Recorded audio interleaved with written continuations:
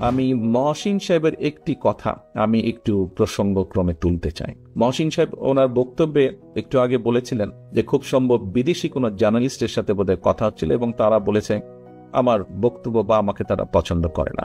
প্রিয় উপস্থিতিবৃন্দ, কেউ কারো বক্তব্য উপস্থাপন করতে পারেন, তবে আমি একটি জিনিস মনে করি, কোন জাতীয়তাবাদী শক্তিকে কখনোই বিদেশিরা পছন্দ করে না। জাতীয়তাবাদী শক্তি মানেই দেশের পক্ষের শক্তি, দেশের পক্ষে কথা বলে, দেশের মানুষের পক্ষে কথা বলে। কাজেই অন্য একটি দেশের মানুষ তারা তাদের স্বার্থ রক্ষা করে, এই দেশের মানুষের স্বার্থ তারা দেখে না। সবাই যে একরকম তা না, তাদের মধ্যেও যেমন এপাশ আছে ওপাশ আছে।